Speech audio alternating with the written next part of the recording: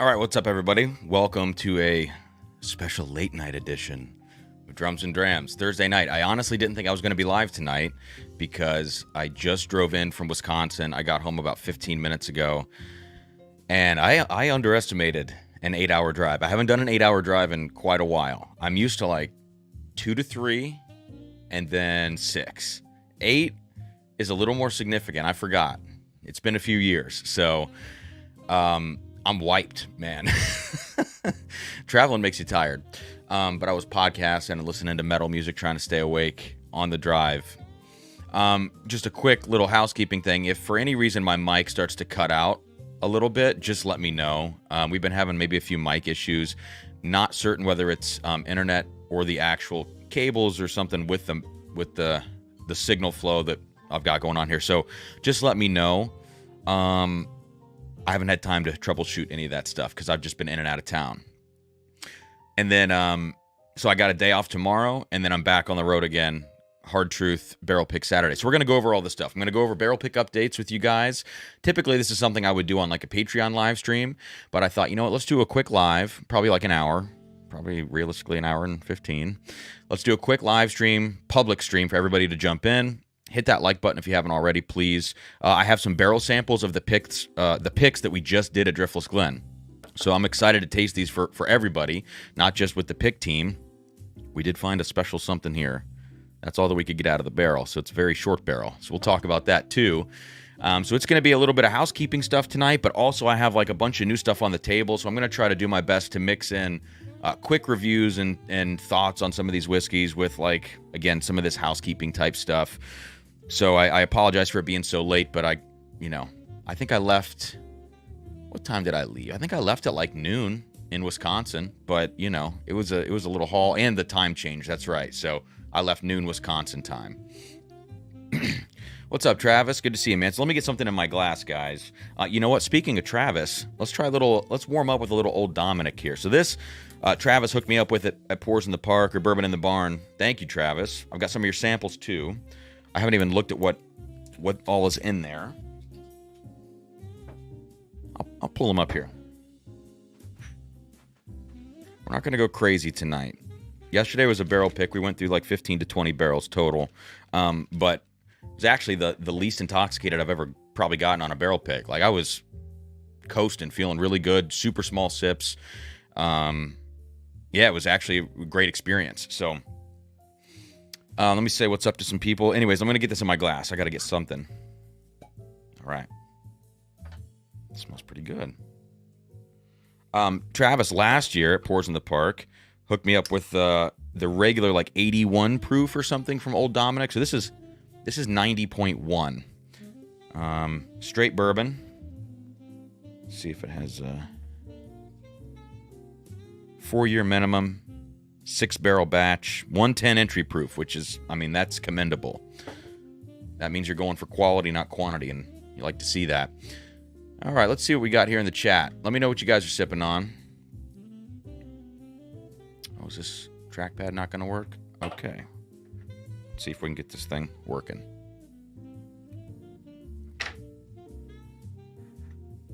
Maybe. Please hold. Please hold. Magic Trackpad 2. Come on. Connect. There we go. All right. All right, we got Sarah's pick, fresh crack. Awesome. Let me know what you think of it. Tyler, what's up, man? Traded a 2023 William LaRue I got for a 23 Old Force birthday bourbon. What do you think?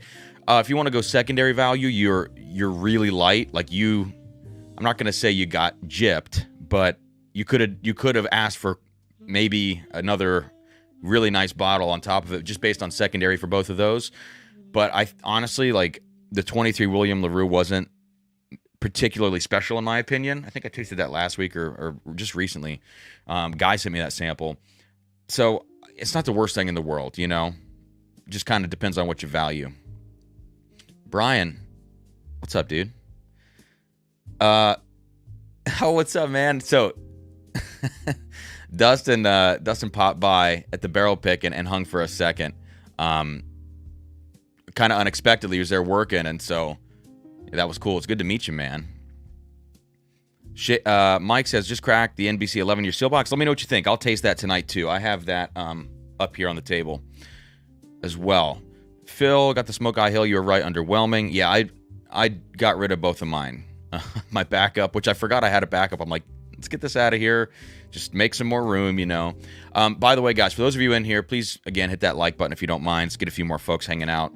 But no giveaway this evening. We're not going to deal with that. Any super chats, whether it's here or Venmo, PayPal, all that kind of stuff, appreciated. Obviously, totally unnecessary. Here, let me see if I have a banner. Do I have a banner for that? There we go. Yeah, there's my begging banner for support the channel. We'll put that up. The road trip. It's for the road trip fund. Let me put that to support the channel's 2024 barrel pick road trip fund. Let's roll with that. How's that for a little marketable begging? All right, Dustin, man, great to meet you in CC. That was a fun pick. Oh yeah, and I got breakfast at the Broadway Diner this morning. That place was killer, so killer. I'm saying hi to everybody, not quite individually, just seeing who's in here, scrolling down. 9:31. I actually made it. I did all right. I did all right tonight. Not too late.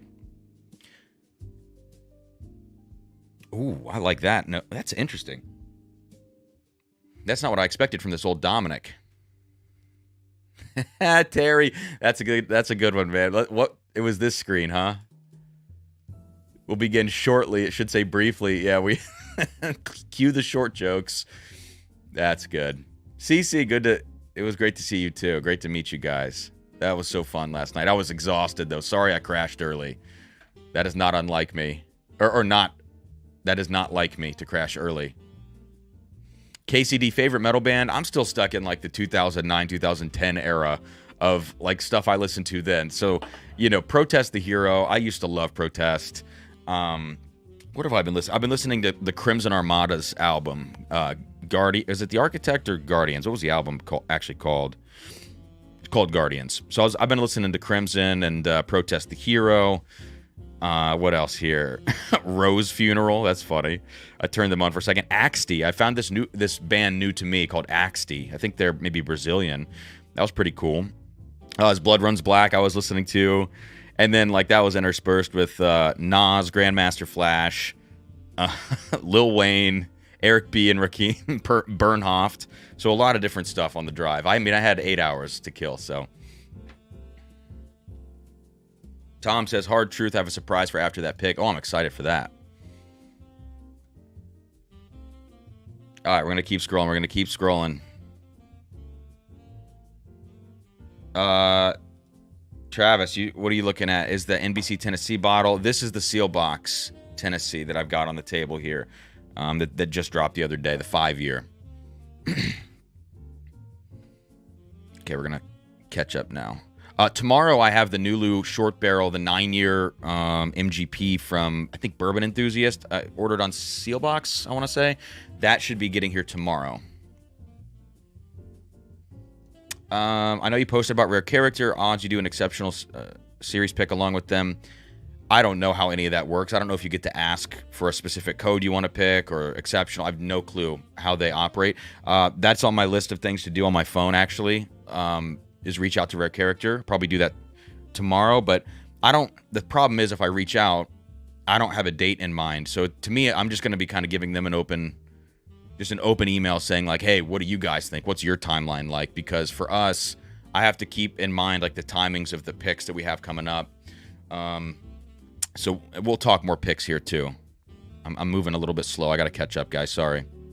Austin Cochran, what's up, dude? Sipping some McKenna. Nice. Brian is exporting his video in the new Four Roses 2024 LE. Curious about that one. All right, cheers, guys. First sip from me.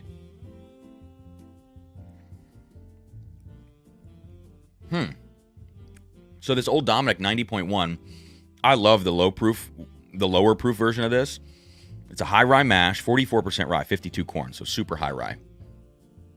And on the nose, you get that. You get this like candied orange, candied citrus note, but I also get a lot of apple out of the glass. and kind of like an MGP fruit, like fruit syrup type note is coming out of here. It reminds me of, honestly, this is like what, minimum 4 years or something. This reminds me of like an 8-year MGP, like a lower proof 8-year MGP with that fruit syrup note. There is something interesting in here. Maybe it's the fact that, does this go through the, this is heavy char number 4. Is this go through the Lincoln County process? Or no? Travis. A little grassy, that's my only knock. But otherwise, I really like this. And I would imagine it's not going to break the bank either. Toshi, what's up, dude? River Roots night for me. 14.7 year. Oh, the newer one arrived today. Sipping that now. I forgot to... Dustin brought that to the bottle share after our barrel pick last night. I forgot to taste that. That was the one I woke up this morning. I go, damn it, I forgot to taste that new River Roots. Got some Chunky Monkey in the glass. Awesome. Awesome. Drums and Drams Middle West. Yeah, Sam, they've got some of those West Virginia barrels. Probably the same stuff that old Stubborn was using. All That Remains. I used to listen to a little All That Remains, but I was never, like, I couldn't tell you any of their songs. I just would kind of play through their albums, but I never internalized any of their music. I'm going to see Protest the Hero next week, though. Next weekend. I'm very excited. They're playing a super small room here in Columbus. Unfortunately, sorry to nerd out about music for a second, guys, but we're just hanging. There's no agenda tonight. I'll get through some of this stuff, whatever. They're playing a small room, but it's the 10-year anniversary of Volition, the album, and that's like the one album I didn't listen to. So I'm bummed because I'm like, I got to catch up on these songs, but it's still kind of a forced thing for me to learn them. But if they were doing like, if they were playing Fortress or Kezia or Scurrilous or whatever, like, or even what's the newest one called? The newest Protest album is oh yeah, Palimpsest. Like, if it was any of those albums, I'm excited already, but I'd be way more excited. Russ is into some cowboy bourbon. Man, that's a bruiser of a pour. No Celine Dion. Nope. No Jeb, but maybe Berlioz. I had some little Berlioz on. Oh, it's not Tennessee whiskey from last year, Travis says. Okay. I can't keep this stuff straight. Jesse, what's up, dude? Today I cracked the Mash and Journey Pick a Copper and Cask. Gotta say, huge fan. Noticeably better than the Batch 6. So I do have Batch 6 up here on the table. I tasted that for Patreon. I will taste it live here. Anthony doing a semi-dry month. Had a drink last Saturday. Living vicariously. I'm with you, man. I wasn't going to go live tonight, and I'm going to keep it really, really light because of all these barrel picks that I'm doing. Dude, I have no idea how many we're getting out of this short barrel. We're gonna find. I told Justin I can't wait to find out what the number is. Morgan, I think they're all out of TKO from what I heard, but I don't know. Brian, so guys, there is a little there is a little rumor going around now that there's a laser code issue with Russell's 15, and you know that I just want to jump all over that, but it's a little cost prohibitive. It was a little easier with C923 Elijah Craig when it was like $150 a bottle or something. Probably even less. I think it jumped after the laser code stuff to like $160, $180. But I don't know if I can get into the Russells thing, man. Look, I'm a little battle hardened at this point. I think I could handle the shitstorm that would come at me if we did another laser code adventure. But I would need people to send me those samples. And then at that point, and I don't even know what the differences are in the codes, if I'm being honest. I've just heard that the bottles have consistency issues, but I don't know that anyone has tied it definitively to certain codes. Although, thankfully, the Wild Turkey codes are a little easier to decipher from what I understand. I don't know. Justin, protest sucks. Yeah, I am triggered now. Toshi, been a while since I sent you samples. I continue some of the River Roots and other fun stuff. Dude, I mean, I'm not going to say no, Toshi. You know I'll do a stream for all of your samples. Oh, my God. Yeah, a small show with protests. I'm so excited. Okay, so let's talk about everything going on here. Guy, oh, thank you for the super chat, Guy. Says gas and gas station snacks for the Tour de Barrel picks. Thank you, man. Jesus, dude, $50 super chat. Thank you, I appreciate that. Cheers, guy. I'm telling you what, guys. This Old Dominic reminds me so much of MGP. It's crazy. The proof is low, so 90.1. You don't expect it to smack you in the face, and it doesn't. But it's very, very fruity. And it doesn't taste young. Not really. The only thing, like I said, is that teeny bit of a grassy note that I'm not the biggest fan of. Mike, get into it, man. Let me know what you find out.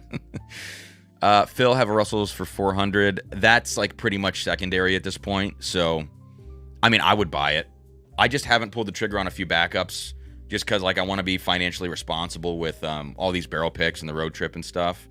Hotels, like I dropped a lot of money on hotels like right away, and I'm like, oh shoot. So I moved a few bottles around, if you know what I mean, just to make sure I was being good. But the Russells, I will back mine up probably in September, I would say.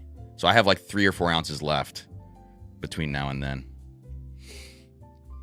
Okay, let's get into some stuff here. So let's talk real quick, Pours in the Park, or Bourbon in the Barn. Fantastic time. I haven't been on live since we did it. I would tell all of you guys out there, I would highly recommend, if you're on the fence about it next year, I would go. I think, you know, I went up Thursday and I went to the release of Exodus at the distillery, which is like an hour and a half north of the actual event, which starts the next day. So Thursday night, we did that event. I love being at Evernorth. Sarah loves it. So we went up there, hung out with people, met some new folks, David and Jamie from Whiskey Row. Got to hang out a lot with Ryan Alves and Kenny. Kenny Mills was there with Ryan, which was so cool to hang with those guys. So the Evernorth launch was great on Thursday. The next day we woke up, because we stayed up there. Some people went from that event and drove down. I don't recommend that. Just stay in Midland, where the distillery is, because Midland's a great little city, great little town, and you can get some good food in Midland. They have 2 really nice hotels. So stay in Midland, and then the next day we woke up. We got breakfast at our favorite breakfast spot there called Cafe Zinc, and then we drove down to the Detroit area where the event was. So then they did the VIP event, and I know Dan and Sean recapped this on Tuesday night. VIP was a little rough. The AC was not killing it. It was hot as shit. Like, I was dripping sweat off my face the whole time. So we lasted 2 hours, and Sarah was like, I'm out of here. So we left pretty early and got out of there. And I don't smoke cigars really. So, you know, everyone's smoking cigars at the cigar lounge, just whatever. But the fact that they had Dusty's basically on tap for us, Dusty Turkey, Pre-Fire Heaven Hill, maybe some other stuff too, was so cool. So those guys nailed their portion of the VIP. It's just at the venue that we ended up at, which was the same as last year. They did not nail their portion, I would say, from just a attendee perspective. And so then the event Saturday happened at the barn itself. Very cool with the breakout sessions this year. Like, it adds something to the event if you don't do the cornhole tournament. And, you know, you're in the sun a lot, even though you can go in and out of the barn. It's a hot day. You're cooking. You want things to do to keep your mind off of the heat.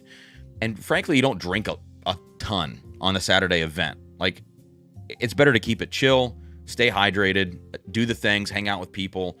And then, you know, people typically start ducking out 2 to 3 hours into that, just kind of staggered exits. Then everybody grabs dinner. Then you go to the bottle share that night. And that's where, like, the true fun, you know, begins and ends that night.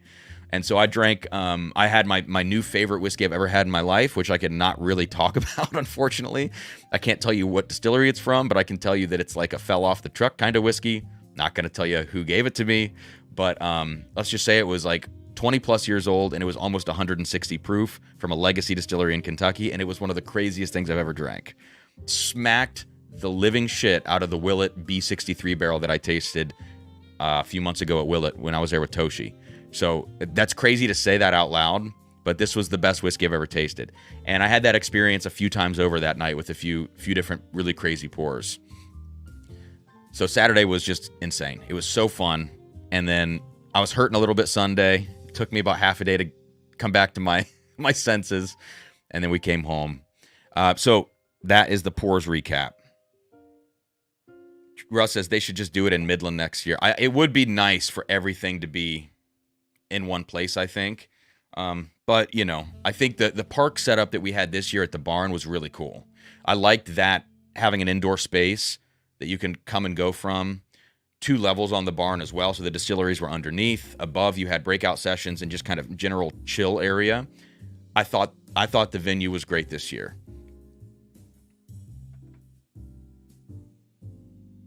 Yeah, Toshi, it was significant whiskey, man.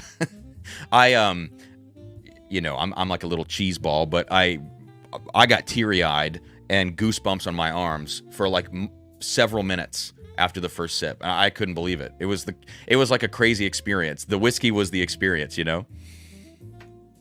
So it was, yeah, Gary, it was a little, it was only marginally better than Deer Camp, actually. I'll let Gary tell you guys what Deer Camp is. Great to meet Slad Van too. New Holland booth was amazing with the experimental. I actually didn't even get over to taste that stuff. I'm an idiot. I should have tasted it, but I'm not a big fan of the Dragon's Milk. I should have went over and tasted the experimental. I missed a super chat back here. Oh, Matt, what's up? So, guys, Matt was on the pick team yesterday at Driftless. Cheers to the great camp. Thanks, man. And Victor, Tony, Randy, and Dustin. Yesterday was amazing. Dustin times 2. Thank you, man, for the super chat. And thanks for coming yesterday. That was so fun. Tony, as well, was there yesterday. Had a blast of pours, maybe too much by one account, but also yesterday. Thanks, Cameron. Secret name unknown. Long live the cheese barrel and the s'mores Manhattan. Dude, what a great... Yeah. We'll get into all of it, man. Tony, thank you. And Tony is referring to my first name, guys, which is actually Anthony. My middle name's Cameron. And when the waitress came to the table and said, Anthony, with a card, and I was like, yes. And he's like, no, I'm Anthony. I'm like, oh, I am too, actually.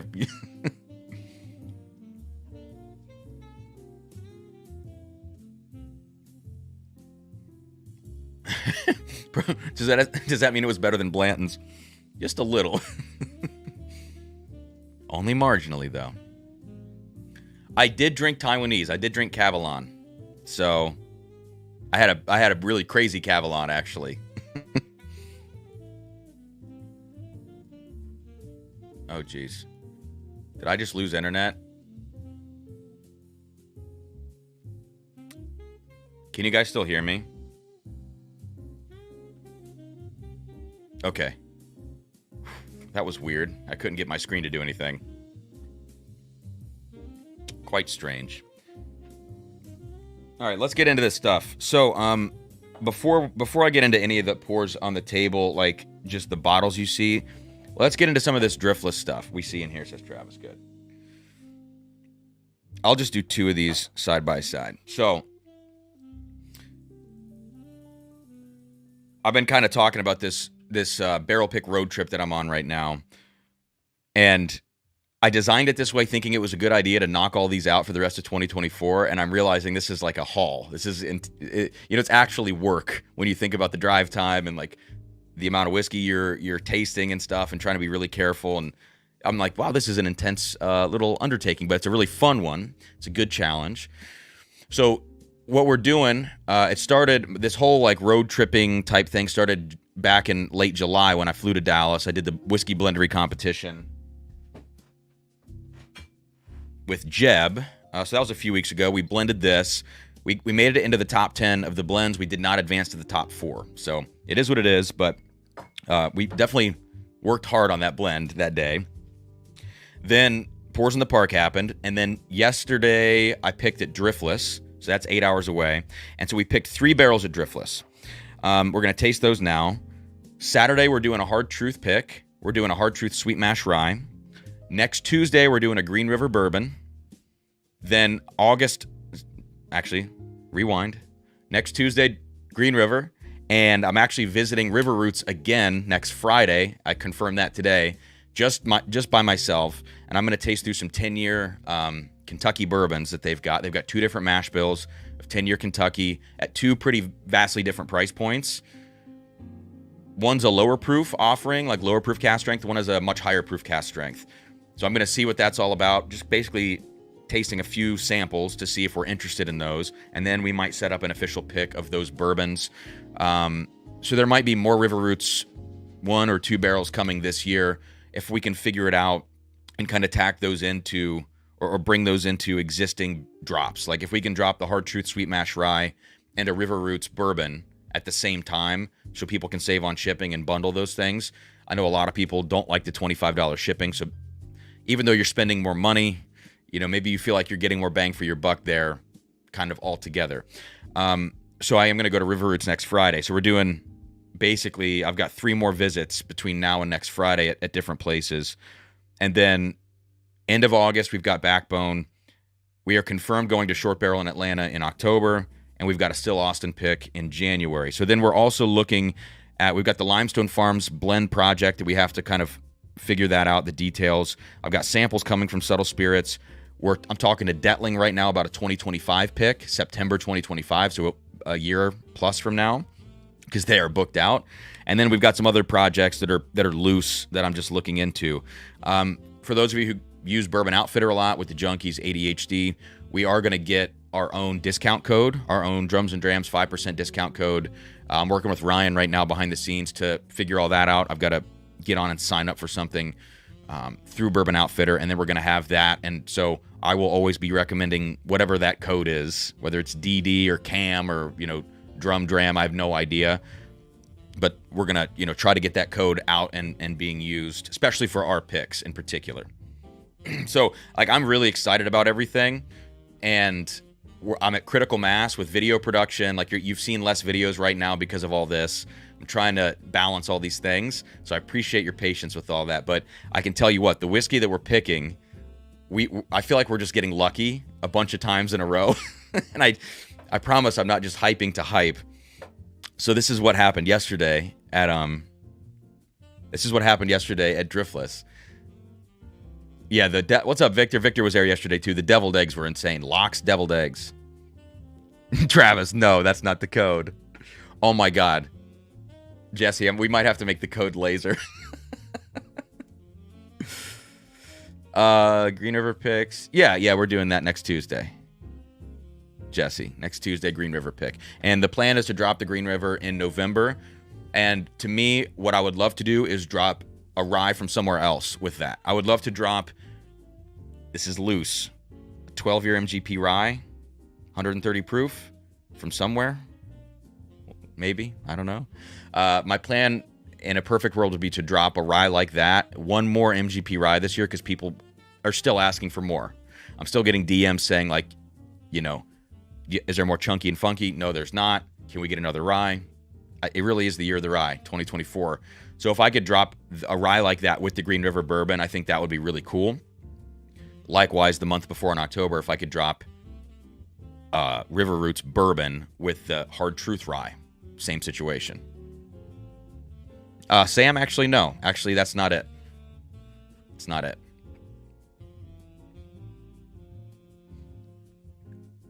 Jeb, this is $25 shipping, $1 a day till it arrives. Only to Texas. Only to Texas. Everywhere else, it's like 3 days, and everybody's got their packages. All right, yesterday at Driftless, we went in thinking like, all right, let's focus on a bourbon. We know that Driftless ryes are epic, and people love them. So if we can really nail down a great bourbon, it's probably not going to be hard to find a really solid rye. And then let's see if there's, you know, they got finished stuff in the works that we tasted through as well. So we started looking for bourbons. I have the breakdown here on my phone, at least of like how this kind of played out overall. So the first barrel we tasted was very confectionery. It was very bright sweetness. I almost said it was like a light whiskey. And that's not what I'm pouring right here. This is the bourbon we picked. So the first bourbon was very bright, very sweet, vanilla, candy shop, and it was like, okay, good starting point. Second barrel. We drill into the barrel this far from the bottom of the barrel head, right? This far from the bottom, and nothing comes out. It's like, oh shit, that's a really short barrel.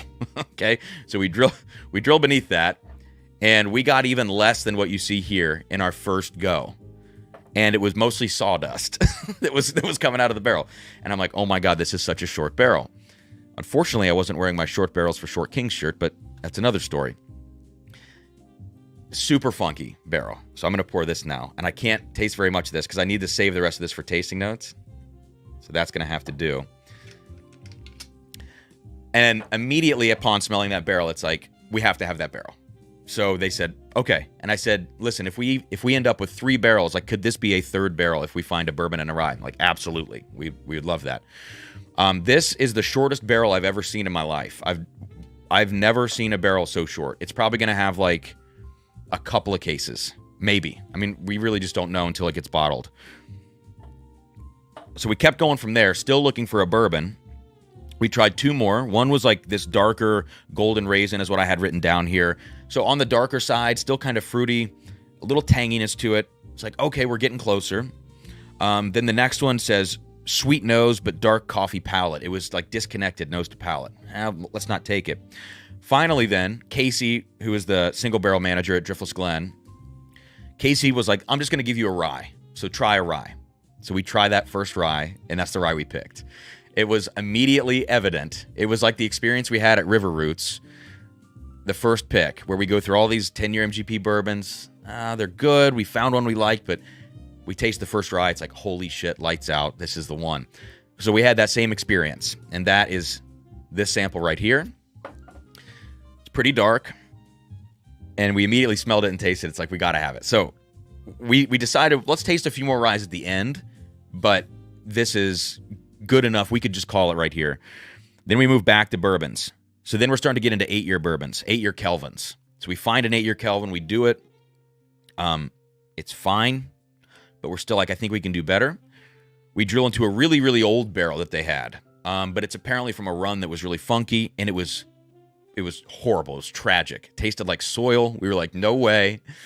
And then finally, what happened is they brought in the forklift, and they rearranged the entire rick house, and they started pulling all these pallets of barrels out. And I mean, this was an intense process, and they let us dig for old Kelvin barrels. So we found an 8-year Kelvin barrel that was hiding, and that's what we settled on. So the rye and actually all 3 of these picks are Kelvin barrels that we found. All of them, I think, are 8 years old. So it's like the oldest stock that Driftless has. And what we were going for with these was we were trying to avoid the typical Driftless profile that everybody gets. I know I'm recapping a lot, so sorry if I'm boring you guys to tears. This was our mindset. Like, the bourbons, sometimes from Driftless, I mean, they can vary widely, right? But there's a certain note that I've gotten on some of their picks, which is this bright sappiness, and I'm not the biggest fan. I have one, is it on the table? No. It's in my bag still. I have a 4.5-year pick from 2020 that I love. It's very coffee and cherry on that one, with a little bit of this textured thing, and it doesn't really taste that crafty to me. I don't think a lot of their stuff actually tastes crafty in the sense that a lot of people think of farmy craftiness. But we wanted to go for a little different profile on the bourbon, and we found it. So that's what this is. Let's start with the bourbon. Oh my God. So this bourbon that we picked, and we don't know proofs on any of these. The bourbon that we picked is like an imperial stout in a glass. That's the profile. It's coffee cake. It's dark chocolate. Oh my gosh. And it has a little bit of a texture to it, like a little bit of a grittiness.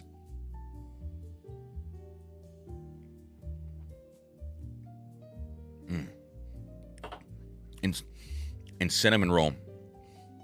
It's like cinnamon roll, Cinnabon, carrot cake, coffee cake on the palate, with a little bit of that texture, like I said. Like the texture you would get from a just eating like a carrot cake almost. Oh my God. And it just goes on and on and on. And what really stood out to us at first, besides when we smelled it and going, oh my God, the nose on this and how dark it is, what stood out is the way that this drinks. Some of them were falling off a little bit too soon. Some of them would have like a lull on the mid palate, and then the finish would ramp up. And we're like, well, that's cool. We like the long finish, but we want something that continues to ramp up. And that's what this thing does. Oh. It's so dark and rich. And it's almost bittersweet, you know? It's so concentrated that it almost comes off bittersweet, and I like that. It keeps it very interesting. And if anybody out there's a stout drinker or a coffee drinker, I think you're going to love this. If you're not into those things, I'm not going to say you're going to hate this, but this does have strong imperial stout, bourbon barrel aged stout, coffee, those kinds of notes. Man, but it's not like... This is completely unlike any of the barrels we tasted yesterday. So I would call this off-profile in some ways. Oh, my God. So I'm very excited about the bourbon.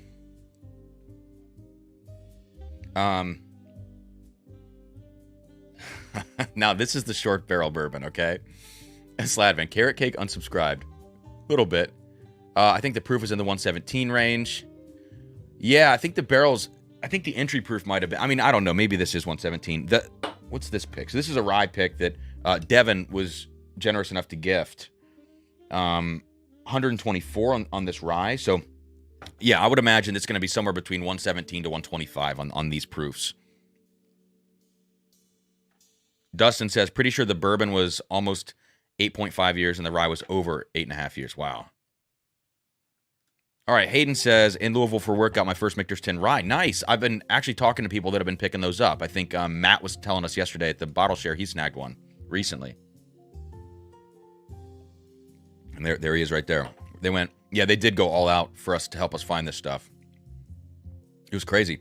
Travis, 20 to 30 bottles. Yeah, that's probably my estimate on this short barrel. I mean, again, I'm not one that deals with those every day, but they were even like, yeah, you're going to get a couple cases maybe.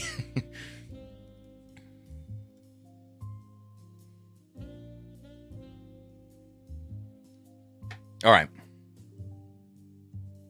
So this is the short barrel, and this is a wacky ass barrel. When it came out of the and you know what, color wise, let's see here. It's actually a little lighter, which is weird. Usually short barrels are like super dark color. When we got the small sample out of the barrel of this, and we all smelled it, I know that I talk about Funky Monkey smelling like cheese. This was way cheesier. Like uncomfortably cheesy, and I'm like, so we got to have that because I love that note. That has since subsided. I think it just needed to get a little bit of air. This has turned into a like, I'm not exaggerating, it smells like cheesecake. Just a straight up, excuse me, slice of New York cheesecake. It's exactly what this smells like.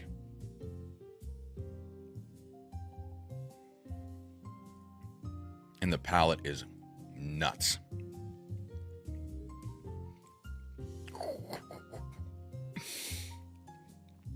Wow. I mean, it is syrupy.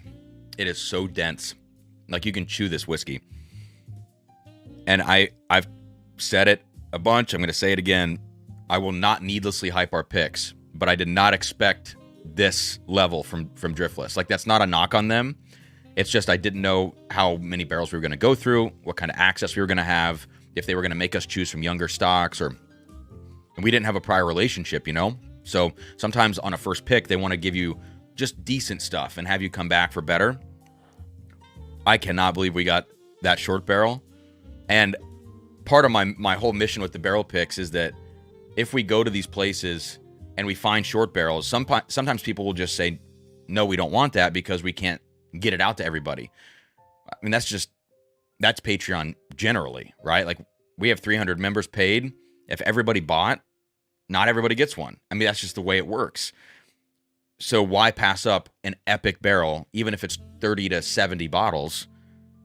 At least some people get to try this instead of it just getting blended in, and then nobody gets to find out how unique some of this stuff can be.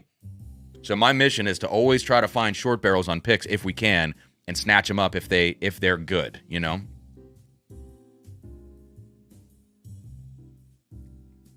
Oh my God. It's a crazy whiskey. So, there you go. It's like, you know what? We might have to call these like the cakes. And we're going to have to like name these based on their cakes, like coffee cake and cheesecake.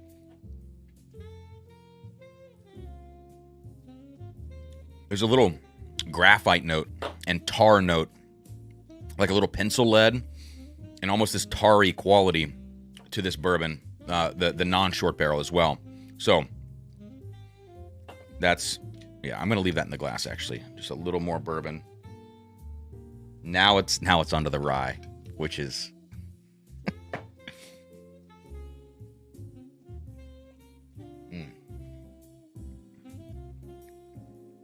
the short barrel. So I personally would expect the short barrel to sell out in the $50 tier. Like, I would imagine it doesn't even make it to the 25s. I'm not sure if there's any room in the 50 tier right now. And this is not a sales pitch. I'm just letting you know, because probably not even all the 50s would be able to get a bottle of this. Like, I think it's going to be that short, because everybody in the pick team is guaranteed at least one bottle of the short barrel and two of the others, depending on yield. I'll check right now how we're doing. I think the upper tiers are totally full. Well, if it wants to work here. Yeah, there's one spot open in the 50s is what it is. And so we're maxed out at 40 members in the 50s, and we're maxed out at 70 for the 25s, and that's as big as the tiers are going to go.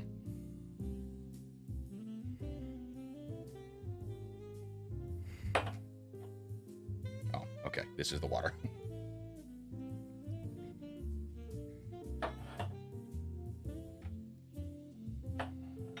Travis, I hate you. Yeah, Short Barrel King, says James. That's hilarious. That's funny. Yeah, and so they are doing 10-year bourbons and ryes coming up. And we've already talked to them. We're not going to get first dibs on the 10 years, but we do have guaranteed access to some 10-year driftless when that stuff comes of age if we want it, which is very, very cool. Excuse me. Tom, yeah, can you imagine doing shots of vodka on a whiskey stream? Just to feel something. Okay, let's do the rye now. Sam, I don't think there's a 375 option. But you know who does have a 375 option, and we're going to go pick there, is Short Barrel. So Short Barrel today, this is not available online. They dropped a hazmat. God, what was it? Like a 9-year MGP hazmat. And they dropped it in 375s. So if we go down blah, blah, blah, blah, blah, blah, blah, blah. If we go down there in October and pick, and we find something like that, like a short barrel or a hazmat, maybe we could do a 375. That would be very, very cool. But I don't think Driftless has the option of the 375. Oh, the rye. Good God. Okay. Yeah, can you imagine, Sam, a short barrel in a 375, like a short bottle too? Dude, the pick sticker on that thing would be fucking bonkers. Okay. On to the rye now. Most Driftless Glen ryes taste like peach. And I know Will Molnar, if he's not in here now, but if he watches this back, he's going to give me shit for saying peach rings, because I say it a million times. But the original peach ring note that I've talked about before I got obsessed with that as a tasting note is from Driftless Glen ryes. Every Driftless rye, including the one Devin gifted, smells and tastes like peach rings. And when I have these in blinds, I can call them usually because they smell finished to me. And then it hits me, no, it's not finished. It's not apricot brandy finished. It is a Driftless rye.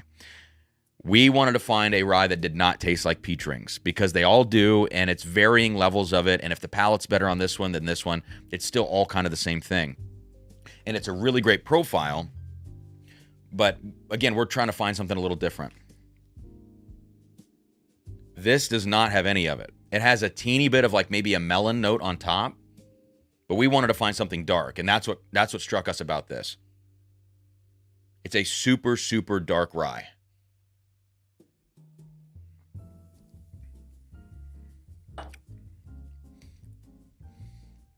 Oh, man.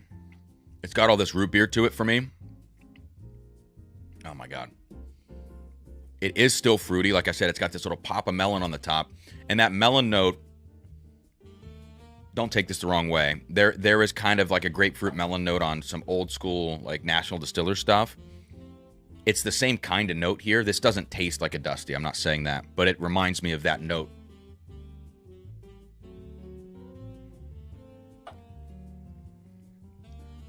Oh my God.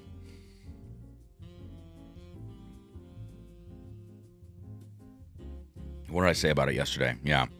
I said root beer, molasses, toffee. It gets sweeter with air. Yeah. So there is like a little herbal mintiness to this, but there are elements of this profile that remind me of our River Roots ryes that we picked. Like even the first barrel, there's kind of this root beer brown butter thing in here that reminds me of that. Like that cola note. And the finish just goes and goes and goes. So very dark, still somewhat fruity, but not peach rings rye. The bourbon is coffee cake, imperial stout. And the short barrel is just like this very intense, chewy cheesecake. So there you go. These are going to be dropping in September. Estimated yield, they were saying like 120-ish bottles typically come out of these 8-year barrels. That seems a little low to me, actually, but if that's the case, it makes me worry less, because I think a lot of people have been inundated by a lot of smaller distilleries. Like everybody will drop Starlight picks at the same time. Everybody will drop Driftless picks at the same time. And so I think a lot of people have fatigue on some of these distilleries because this isn't like 12-year MGP, you know, which is always going to sell. That's the reason we pick things that were off profile, is so that people can feel like this is a completely different thing than some of the other picks they may have gotten from these distilleries. And you can taste for yourself and tell me what you think. Price point on these, we're going to keep it as low as we can. It's going to be between $65 and $70.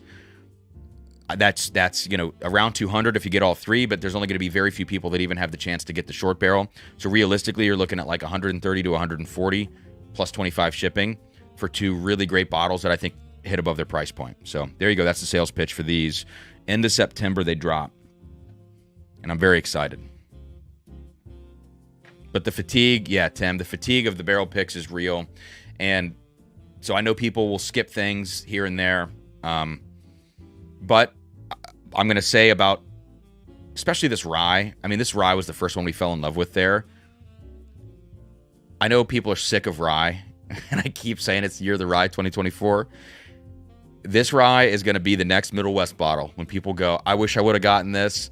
Everybody says that about the Middle West wheat whiskey, which I'm shocked by, but also I'm not shocked by, because people sent samples out, and they slept on it when we dropped it. I think this rye will be that. Yeah, so. Yeah, Brian, I think for the short barrel, it's going to be same price. I think so. We'll see, but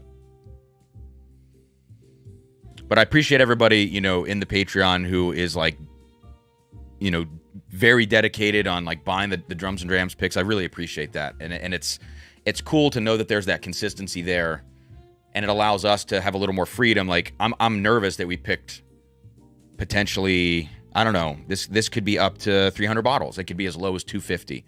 I am nervous about moving all of this from Driftless, but I also think there are a lot of people that are going to try to buy all three or the pair in the Patreon. And so, you know, if we screw up and I pick too many bottles on a certain drop, that's on me, and then we'll recalibrate in the future. Toshi already killed his Middle West wheat. No, Tom. We got a wheat whiskey from Middle West. And because it was a wheat whiskey, people slept on it. But it was in a 30-gallon, just like their old school dark pumpernickel that are just incredible. Okay. So let's keep it moving here. What else do we have to taste tonight? Spotify payment. Okay, I was like, what did I pay for?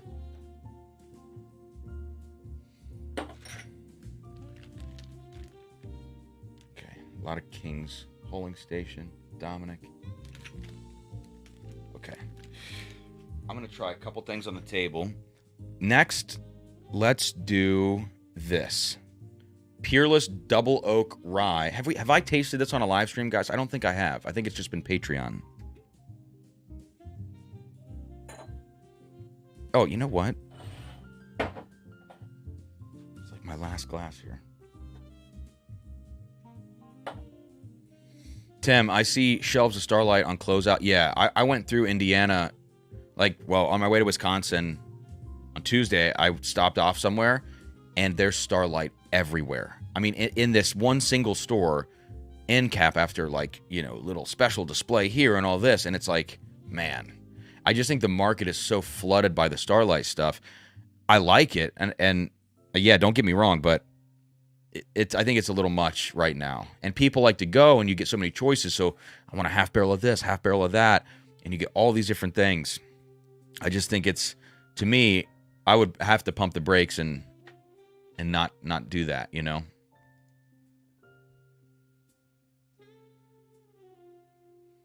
Yeah, Dan, I know, man. It like the driftless rye taste finished. It is completely crazy.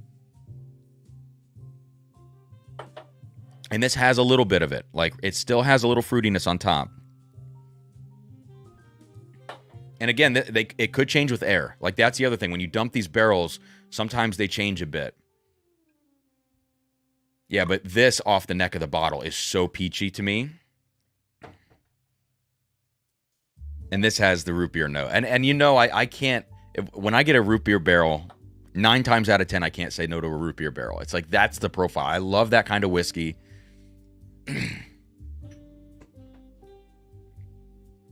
Matt, so I used to be a huge fan. I love the honey barrel stuff, especially a honey barrel rye from Starlight. I always thought that they did the honey ryes, and their double oak rye actually was really good. Maury, thank you so much, man. Maury sent a $20 super chat on Venmo. Says road trip fund. Thank you. Oh my gosh, that's the Chick-fil-A fund. No, I'm just kidding. It is actually the Broadway Diner fund from this morning. I had 2 days in a row the best omelets of my freaking life in Baraboo, Wisconsin, at the Broadway Diner. I'm telling you, look it up if you're ever in that area. Broadway Diner is the place to go. Sit at the counter. I love sitting at the counter at diners. Let's do a quick taste of this, because this is going to drop. And you probably, if you were here during the night that we did the barrel pick for this, Sarah and I, we picked this together. This is the last of my sample. I can kill it tonight because next Friday, I'm going to get straight out of the barrel. We're going to bottle 3 of these. They're going to sell them to me. I'm going to give one away on a live stream before the barrel drops. Yeah, I think that's going to work out. And I'll have one for me to open and then a backup. So I want a fresher sample of this before I write my official tasting notes, because it's been sitting in the barrel now for an extra month or 2. Yeah, and that's not enough to write tasting notes with anyways. So this is going to drop August 30th, the River Roots 9.5-year beam. It was 122 proof at the time that they pulled this sample. Okay, here we go. So people have been asking for tasting notes on this. This is just a quick and dirty.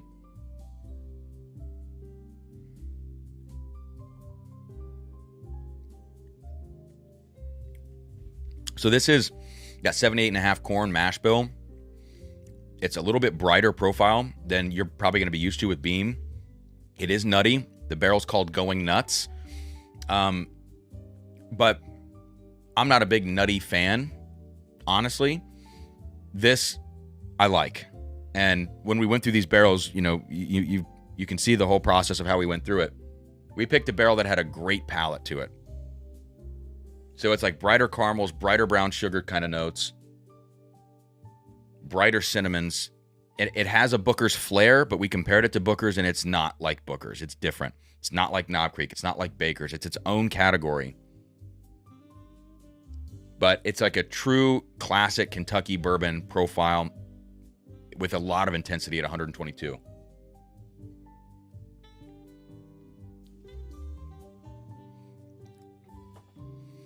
And the palate is really why we picked this one. Oh. The development on the palate, and particularly the way the spice plays. We had another barrel that had a better nose. Actually kind of like a cream cheese note, sort of like the short barrel of the Driftless. Not to that level, but the palate was flat on that barrel. So we chose this one, which had a better palate. Slight grass on the finish. But it's not like milk chocolate I'm getting now.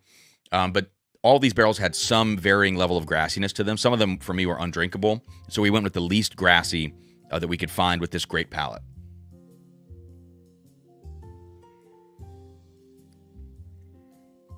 And now a cherry note's starting to develop. And the more you sip it, to me, the spice builds on itself. and it continues to get better and better.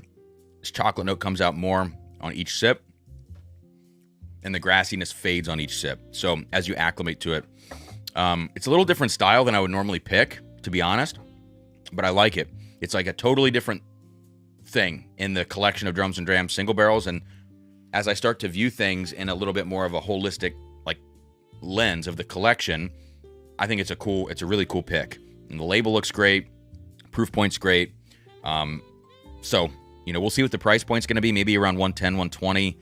I'm not exactly sure. We just got to find out what the yield is and all that kind of stuff, what we can do on the price. But yeah, I think people are going to like this. I'll be curious to get everybody's opinion also. Like, if they like it, if they don't like it, if it splits the room, and whatever the case may be, we'll take that into account on, future picks and everything. Tim, thanks for the reviews. Thank you for the super chat, man. Thanks for being here. Appreciate it, Tim. I agree with what you said earlier. Yeah, little core brand. There's a saturation, and Starlight's fine because they have so many other facets to their business. I think that probably helps them. But a company like Barrel, for instance, Barrel spread themselves so thin with Stellum and then Stellum Black, which that made no sense. And then the single barrel program, and the batches weren't very clear on the labels, which they've since corrected with batch 36. I just felt like Barrel blew everything out. And then clearly, when you see the Rick House and you see the new facility go up for sale, the contraction that had to happen with Barrel, I think, Starlight can maybe avoid a little bit of the drama with that because they have the other facets of the business. But I do think the market is like, let's calm this down. Let's increase the age statement. And yeah, you're right. Focus on the core brand and just put out a better core product. It's not bad, but it hasn't developed over the years. It's all remained 4 to 5 to 6 years old. Sladvan, have you tried the King's Can? I can't remember if I've tried that one. Yeah, I was at Driftless yesterday. Just got home. Mike, done with Starlight till we get some higher age. 7-year rare bird that's well beyond their younger picks. The whiskey fundamentally changes around the 7 to 8 year mark for Starlight, and it's like, to me, it still tastes like Starlight, but it's a vast chasm between 4 to 7/8 years. It's remarkable how the stuff ages and changes. They just need to let it happen. Tom, sorry, these are old messages. So the Driftless are going to be between like 65 and 70. We're going to have to see. Yeah, Dustin, your Broadway suggestion was the freaking hit, dude. Randall Erickson, gas money for the road trip. Stay away from the gas station hot dog. I'm not touching the gas station hot dogs. I always try to find a diner for breakfast. So when Dustin recommended Broadway, that was cool. Diners for breakfast. If I can't find a diner, I will go to a Waffle House. I love a Waffle House, and then try to find something local, like a local specialty or something if I can, for like a dinner. Lunch, try to eat like a little healthier, trying not to go to fast food. If I do, I try to do the best fast food I can find, whatever the hell that means these days. But, thank you for the super chat, man. Hit the like and subscribe. Let's help Cam get to 10K tonight. That would be great, man. That would be great. We'll get there. We'll get to 10K, this fall or something, into the summer, something like that. Well, especially once more videos start coming out again. I've got a couple things in the can. I've got a blind tasting. I'm starting the What's That Whiskey blind series. So I filmed my first one with a sample from Mr. Have Jeep Will Whiskey right here. I just haven't edited the video yet. It's like a quarter of the way done. And then I filmed a Russell's 10 review, which also needs to be edited. And I have a bunch of shorts still to be edited. So I'm going to try to do some of those on the road, but it's always tough because it's in and out of the town, wherever you go. You do the bottle share that night in the hotel with everybody on the pick. You wake up the next morning, you leave. It's like finding that time is a challenge. Clay, what's up, man? Thanks for jumping into the, it was a $25 tier, I think. Daniel says, $5 super chat. Oh, it's Dan. Pack a gum for the road. Keep rocking, brother. You're doing the Lord's work. I'm trying, man. I'm just trying to get good whiskey at affordable prices. Sladvan, I'm really interested in Cam's upcoming picks, but I'm super interested in Sarah's. Well, look, Sarah's going to be on the Hard Truth pick, so That means you got to buy the hard truth pick. As long as, well, look, we'll just let her pick the fucking barrel.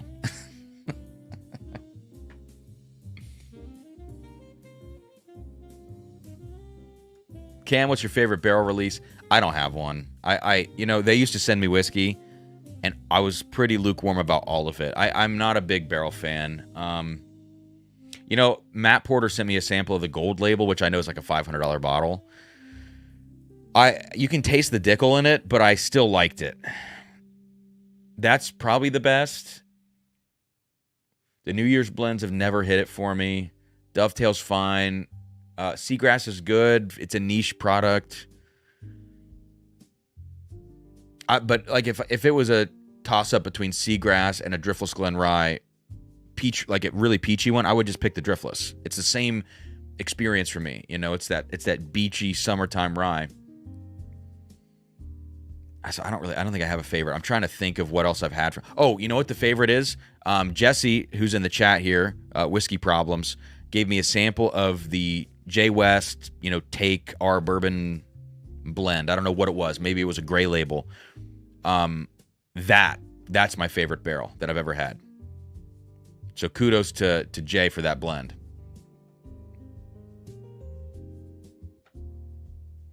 Oh, David Jennings in the house. What's up, man? I need to get you a barrel 009 sample. Is that batch 9? Or is that like a single barrel?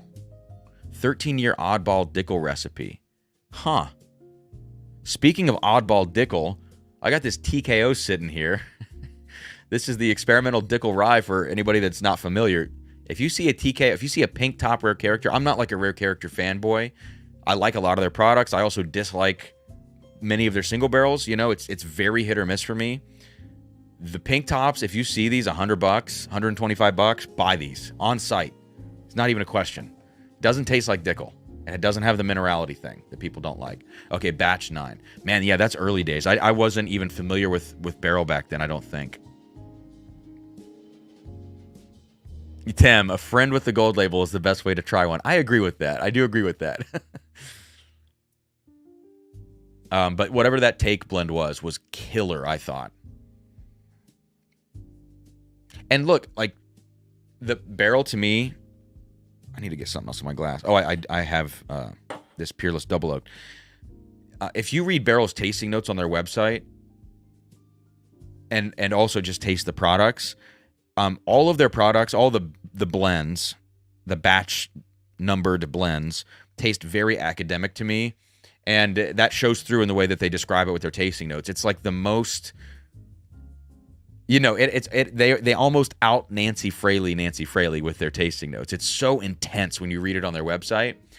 And frankly, it's a little, even for me as somebody who really geeks out about whiskey and the way things are written or whatever, I have a hard time. It feels unrelatable to me about that. So I'm just thinking, for people that really like simplistic tasting notes, because people will get on me about being too wordy about stuff. Surprise, surprise.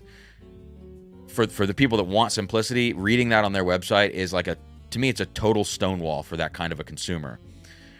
And then the blends themselves reflect that in the way that they drink. It's like, wow, you really put all these pieces together, but I never want to reach for the barrel bottle. It's like, I would reach for that if I'm with friends and we're like nerding out about stuff, but not in a situation where I'm at home and I want like a really just great whiskey to sit with.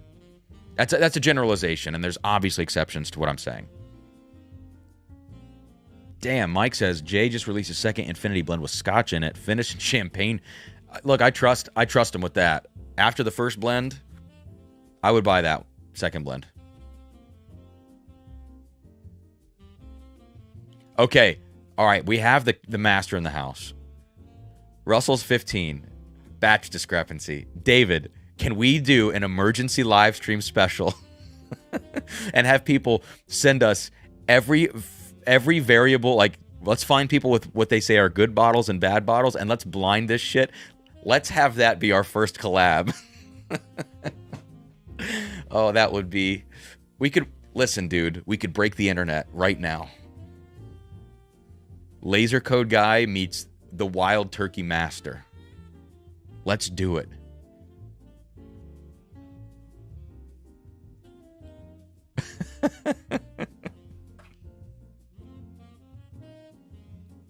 Chris, what's up, man? Says, oh, the drama.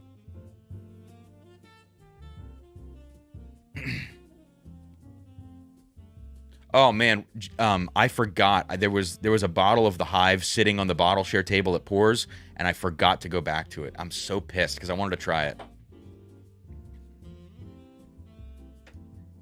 Does Parkway still have any? That's a Travis question, but probably not because he picked this up for me, quite a while ago.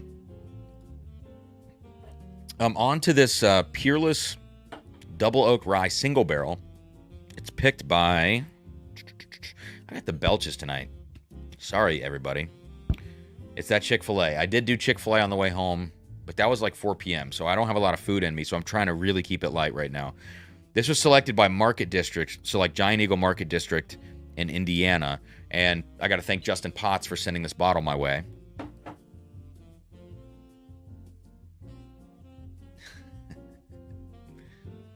This single barrel double oak rye, and you guys know I don't love double oak products. I don't love toasted. It's 111.5 proof.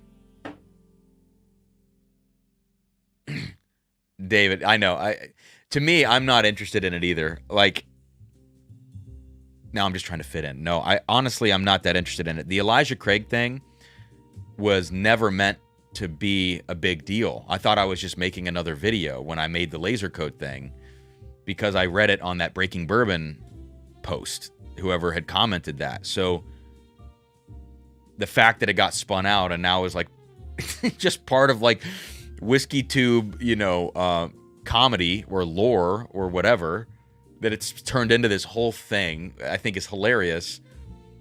But I'm not interested. Like, I've heard that the Russell's products might have consistency issues. I heard that with batches of Russell's 13, batch 1. I heard that. I have no idea if that's true or not.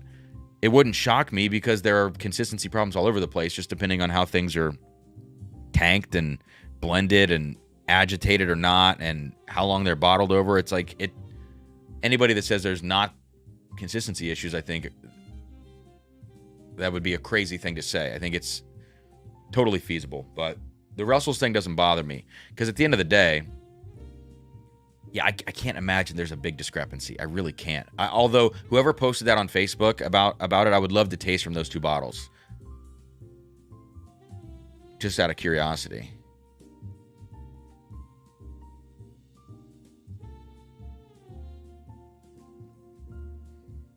All right, Peerless Double Oak Rye.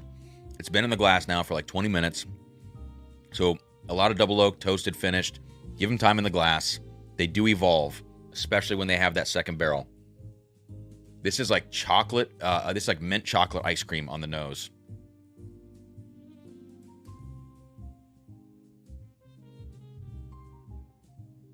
Oh, this is so good.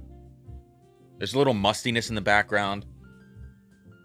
A slightly vegetal note in this rye, which I have not picked up before tonight. Yeah, that's interesting.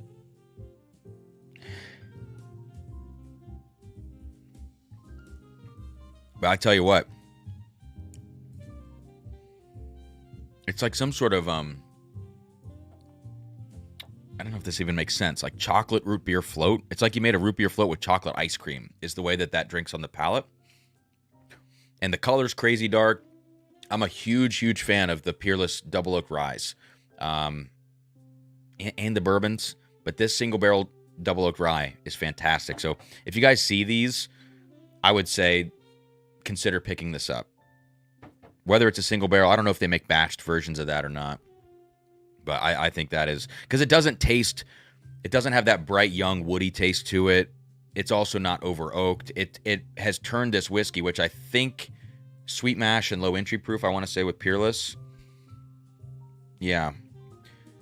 It's just added, like, depth and character and richness and viscosity, and it hasn't added any of the negatives that you can associate with double-oaked. Yeah, Jeb, a double-oaked high rye would probably be the best of both worlds. I love the Peerless high rye is amazing whiskey. Just considering the age and everything. Does that exist? Casket Salesman, does a double-oaked high rye exist? David said, not saying there's not variance in dates. I just don't think you're going to find that in Russell's 15. Yeah, I have no clue because I never had the experience with Russell's 13 batch 1 that others did. I never tasted any of the variants with that. So I know the level of perceived variance from me in the Elijah Craig thing, 10%. You know, it's not like it was a 50% difference from bottle to bottle. It was very slight. Which is not a reason to write it off, which some people said, oh, it's only slight, so write it off. Well, okay, maybe, but it's still, I feel like it was there, even if slight. But I don't know what the spread was from people saying Russell's 13. Like, was it another 10% spread, or was it like a more remarkable spread? I don't know. So, Casket Salesman, the high rye. So you're saying double oaked high rye is a thing for 140? Night, Jeremy. Thanks for jumping in, man. Yeah, I cannot wait for Raconteur Rye Batch 2. Yeah, I'm excited to see. Yeah, all right. If they have a double oaked high rye, dude, that I would love to try that. Brian, are you coming to Green River, dude? You never told me if you're coming or not. Are you gonna be there? I don't think I filled that 6th spot. I think I saved it for you, but you got to tell me, bro. I didn't know. Well, shit. Bring cool stuff, then. Let's have a bottle share down there. Come to my hotel room, Brian. It's the high rye pick. Oh, man. I gotta talk to John. I've never met John. I need to, like, beg him. I love this Peerless stuff I've been having. The price is a lot, but I think the whiskey's so good. Let's get into some other stuff here. What do we have? Okay, that was the beam. Let's just use that glass. No. These are still, I think, the bourbon and the rye of the Driftless. Let's just go back to it. Yeah, the rye, I'm telling you guys, that's not like any other Driftless rye I've had. And, okay, and I didn't say it earlier when we were talking about the Driftless pick. After we found the rye and we found the bourbon, we went back and tasted 3 more ryes, at least, and maybe some other stuff too. I can't remember. Because Casey, who was the single barrel manager, was like, oh, I want to show you some range of these things. So he went and started just pulling from everything because, I mean, he rearranged the whole damn rickhouse for it. So, you know, he's going and pulling all this stuff. And we tasted a lot of other, like, pretty good ryes. We had some peach-heavy ones. We had some really weird, like, grassy, bright ones, sawdusty ryes. But we didn't find anything else like the one that we picked.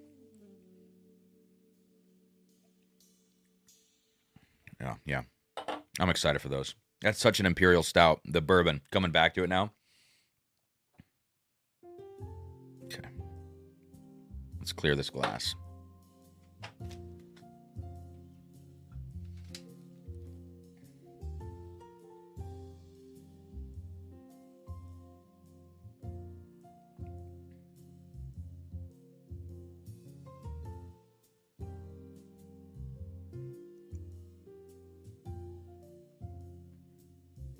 Brian, what are you talking about?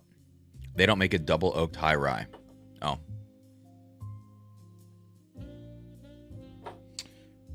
What are we going to do next? You know what? Let's do this. Brian, since you're here, we'll do this for you. This is the 11 year that you had me. You forced it on me in the parking lot of an undisclosed distillery in Bardstown, Kentucky. 129.74 proof. 11 years old. Kentucky bourbon. Nashville Barrel Company.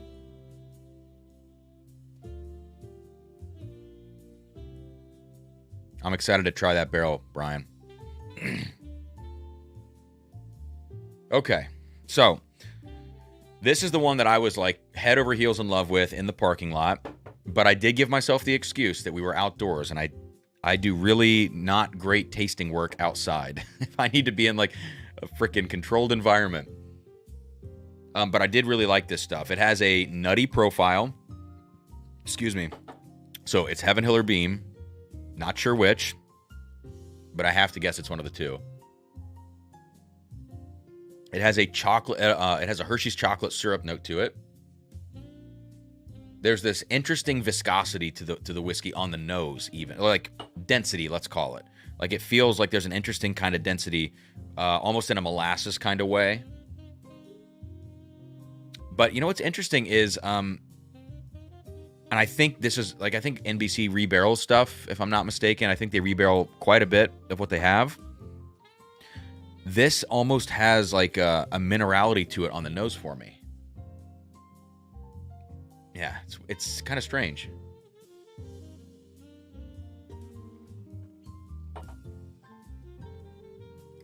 The palate is like huge.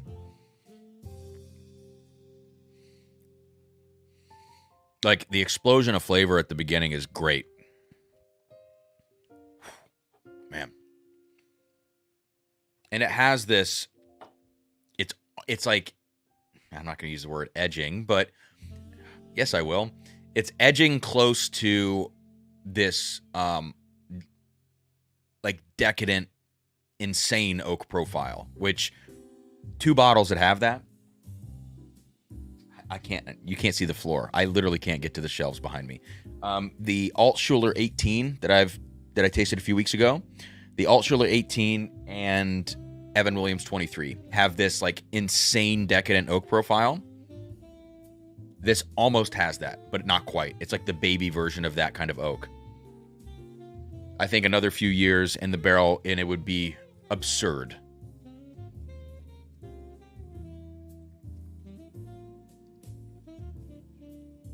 But it's still a little sharp and a little rough around the edges for me. Like in this tasting right now. So Brian, this is a tough one for me, man. I loved it in the parking lot. I think it's really good whiskey. But this is, again, my same issue with Nashville Barrel Company. I don't think this is a $180 bottle of whiskey, you know? And it's kind of grassy on the finish, interestingly, which I did not pick up in the parking lot, I don't think. I think we were likening it to, like, if you put this in a purple top nowadays, nobody would complain. I think that's probably right. And I see why we said that. But to me, like, I just think, and this is not on you. This is a good whiskey. And I know you guys picked this. This is a really good whiskey. And I like it. I just think 180 is like a lot, you know? And I know that's not unique to this pick. It's a lot of their older stuff. It's just tough. So that's my one worry is like with NBC and doing picks there. And I don't have a relationship with anybody at NBC. It's the price point. Now, on that note, talk about affordable is this 5-year Tennessee whiskey, a cask strength, 115 proof. Don't know if it's Tennessee Distilling or if it's Dickel.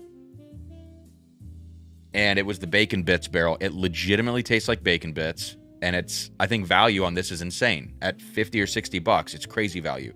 So it's a wild discrepancy between stuff like this and stuff like this 11-year. And I know their barrel cost might be vastly different between these two as well.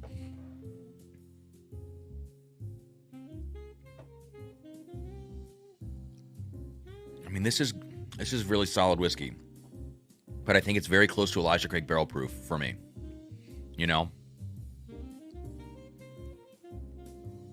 With maybe a little extra addition of like something molassesy. So, I don't know. I'm hot and cold on that. Let's do maybe 1 or 2 more and then we'll call it a night. Is there anything else I wanted to say here? I did mention that all of the driftless picks were Kelvin barrels. Upcoming videos, I think I said, yeah. I said we got a Russell's 10 video. What's That Whiskey is going to be starting. Shorts. And then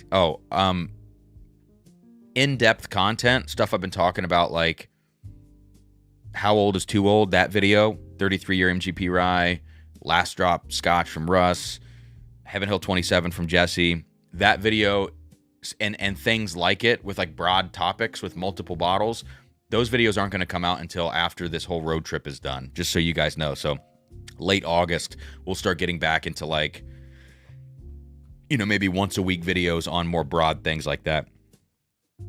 And I did mention that we're going to have a 5% off Bourbon Outfitter Drums and Drams code coming. So yeah, all right, let's do 1 or 2 more tastings. All the housekeeping stuff is out of the way. No, Brian, I know. I'm not blaming you for the price. I just think, like, NBC is so hit or miss with me on value for the bottle. I'm not saying it's not good whiskey. And the Gatorade, man, the thirst quencher rye that we tasted, so cool. Not $180 cool. You know, for me in my wallet. Nate Strings, what a question. What other options are in Tennessee other than the Big Dickel? Tennessee Distilling Company is the big one that a lot of folks will see Tennessee on a label. Like some Heaven's Door picks, they'll see Tennessee and they're like, oh, it's Dickel. But Tennessee Distilling Heaven's Door will put on the side label the mash bill. So look at the mash bill. What is Dickel? 8488? Is that? I think that's Dickel. 8488. If you don't see that, it's probably not Dickel. I'm not saying it's not. They do have these experimental things every once in a while, but Justin, is there a way to know if you will or won't be streaming each week? Typically, I'll say it on the previous week's, like I'll mention it in passing on a live stream. Often, if I'm not streaming, I will post it under like the community tab on YouTube. If you see at any time, like people can just post pictures or polls on YouTube. Sometimes I'll post like no live stream tonight. Patreon, like shameless plug. You know, I do let the Patreon members know if there's going to be a stream. So there's a few different ways. I'm never really going to say it on Instagram. So Instagram is kind of like my last thought as far as social media interaction for the channel. And then, Dan, of course, Jack Daniels, but nobody is sourcing Jack Daniels, at least to my knowledge. So I think for Nate's question, if you see sourced Tennessee stuff, you're typically talking about Dickel, which is pretty easily recognizable via mash bill, via proof. A lot of Dickel is going to be, around 100 proof cast strength. It's a much lower cast strength a lot of times, not always. And then Tennessee Distilling Company, which is going to have a little higher cast strength on average. You're going to see mash bills with like 70%-ish corn, not 84. Yeah, those are kind of the big differences. And then obviously if you see the word Tullahoma, distilled in Tullahoma, if they have to say that, then that's Dickel as well. Okay. Let's do this, I think. Let me see if there's anything else behind me that I need to taste. There are plenty of things behind me.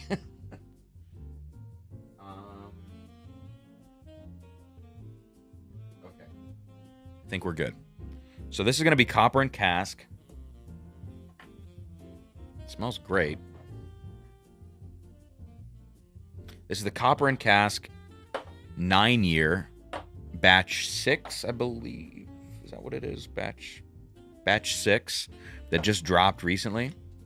I've got to say thank you to Patreon member Walker for hooking me up with this bottle.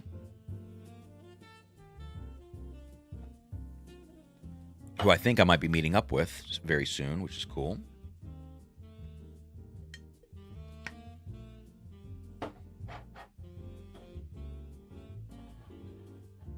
So I've already tasted this for Patreon members. It was in the hotel room at Pours in the Park. It was in the hotel room in Midland on Thursday night of Pours, which I guess would have been August 1st, so a week ago today. So you guys kind of know what I think about this, but this is a second tasting. I mean, there hasn't been that much more air in the bottle or whatever you want to say, but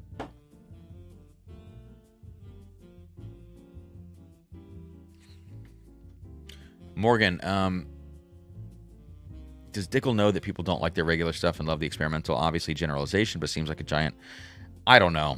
You have to imagine they know, and they think, if I'm in their shoes, like, it does define their brand. That style totally defines their brand on, with 99% of their products. But, they have the Dickel 8-year bourbon, and I think that is a really, really great bottle. You get just the hint in the background of that minerality. And here's the other thing. I have actually a problem with people generalizing minerality in whiskey, and associating every mineral note that people talk about, associating that with Dickel, because that's not it. There is debate in the wine world, which I'm not saying I'm a wine expert, but there's plenty of debate about whether minerality is real or not. People think that it's this really overused term. You could just say it for anything and you're right. And, maybe that's right. Maybe there are all these different kinds of mineralities based on the soil, and you talk about it in the wine. Fine.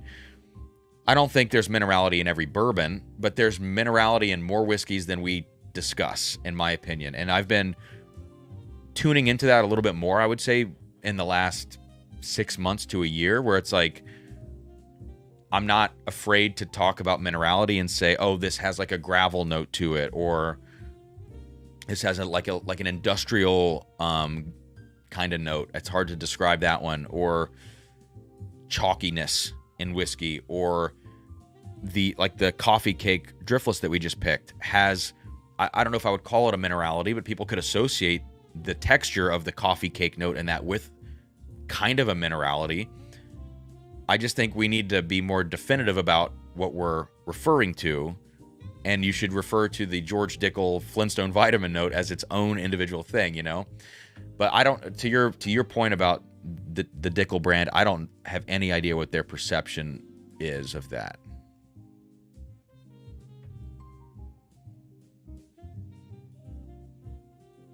Yeah, Chris is saying a vitamin C note in Mosel Rieslings. Sure. Yeah, I mean, that to me is maybe a chalkiness.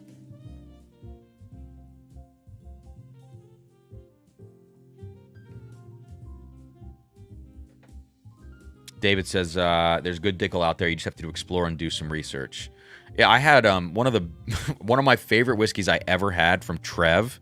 He put it in a blind for me. Was it was over 7. It was a Dickel 17 pick, but I think it was even older than that, and it was ridiculous whiskey. And you would never know it was Dickel.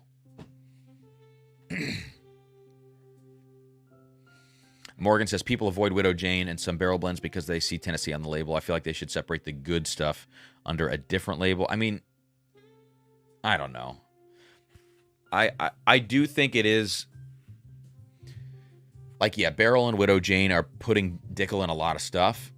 85% of it I don't like, but there are some. There was a batch that Barrel did send me. It was batch 28 or 29 maybe. And you could taste the minerality in it, but I loved the whiskey. It was of the stuff that they sent me, that was probably my favorite batch. It might have been 28. I want to say that's right.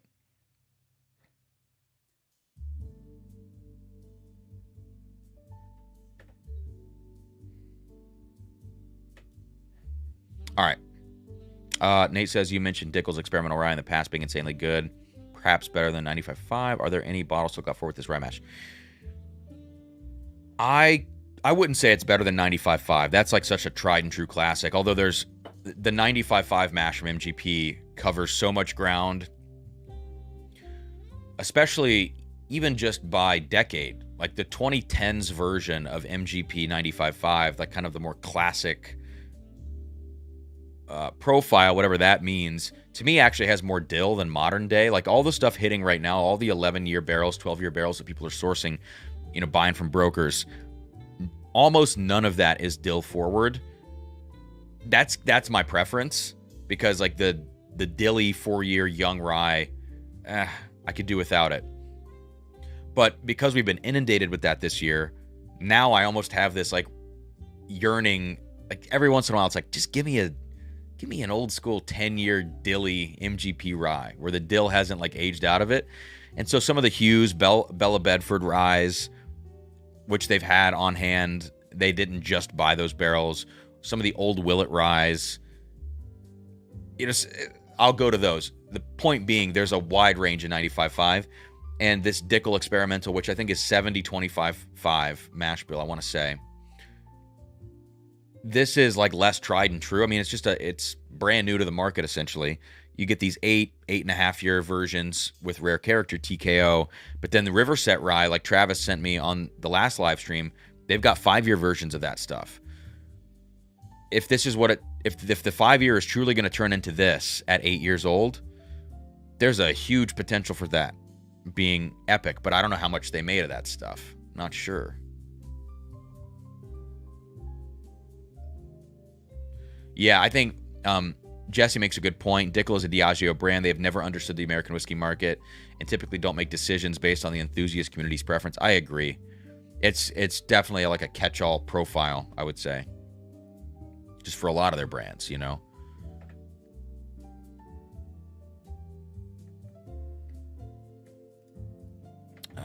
They're killing it with Bullet. I agree with your point about not making decisions on the enthusiast community. Yeah. Devin, every pick Cam goes on leads me closer and closer to the thought that there's good whiskey to be found everywhere. There's always going to be a cheese. Yeah, I agree. So, Devin, that's a good point. Like, having now started to do these picks, every time we do a pick, we find something crazy. And you're only talking about 5 to 20 barrels per pick. And you typically will find something pretty off the wall. So that's like really good odds for there being off-profile, short, weird, good, funky barrels just about anywhere you go. And that's a good sign. And it has helped me dial back all the FOMO because I'm like, well, I'm probably within the next 3 months going to go somewhere and pick something that's crazy and find it just that I could never expect. And I would much rather buy 3 of those than, I don't know, pay secondary for a $500 bottle or something. By killing it with Bullet, I mean they have a healthy market share. Okay. Like right under Jim, Jack, and Evan. Yeah. Okay. And I mean, yeah, Bullet's profile is still very generalized, but Bullet has had, I guess they haven't had more outliers than others. Like you see some of the 17-year single barrels that hit or whatever. The Blender Select I thought was fantastic whiskey. But still, it's a pretty low percentage epic whiskey rate as compared to it's probably in line with pretty much anything else. Yeah. Okay, so anyways, plenty of airtime now for the copper and cask. What's the proof? 128.2 or 64.1% ABV. It's 9 years old, age stated, and it's 21% rye MGP. This is aged in Florida.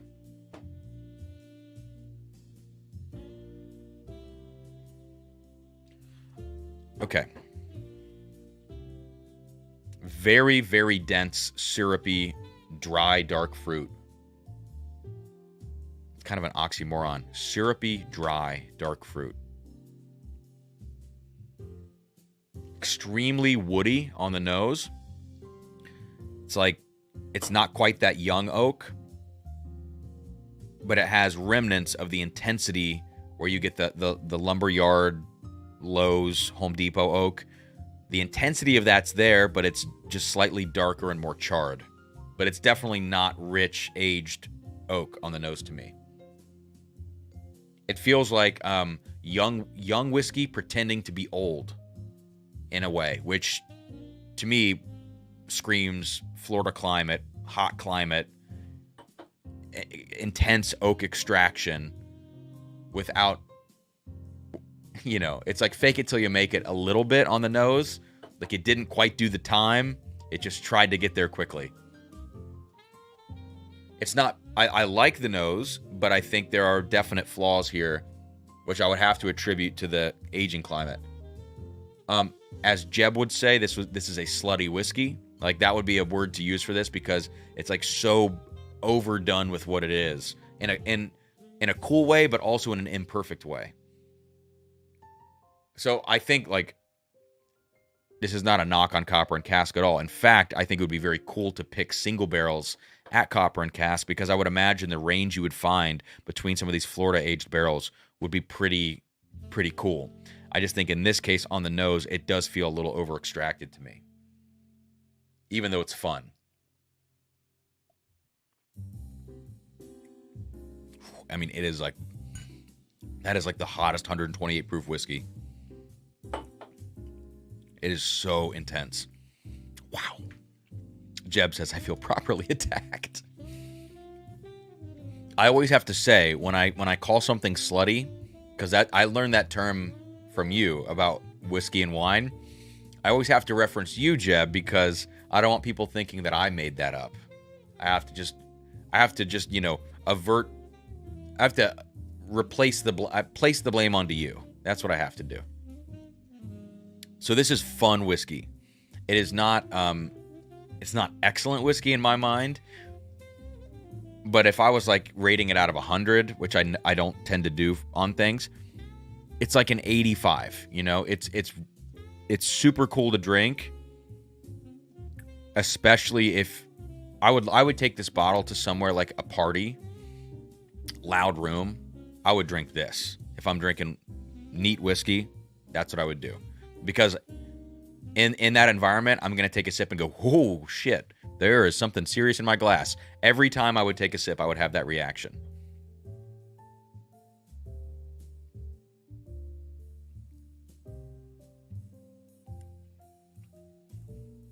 I would be so curious. And also, it's a batched product, so price on this was it 100? And again, thanks to Walker for picking this up. What is the price on this?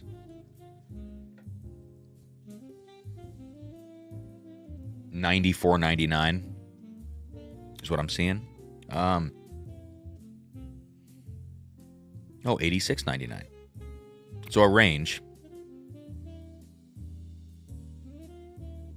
Oh, 75. What are you guys seeing this for? Because I'm now seeing 75 to 100. If this is as low as 75, like, I'm totally cool with that. 9 years old MGP, cask strength, high proof cask strength, aged in Florida. If you found this at $75, you expect rough around the edges, and I would expect to pay more for a single barrel pick that's a little bit more curated. Maybe 100 for that or something. I don't know. This tracks for me. Totally cool with it. So I'm being picky about it right now, but I'm also being picky about it because I think a lot of people have raved about this whiskey, the Florida aged barrels.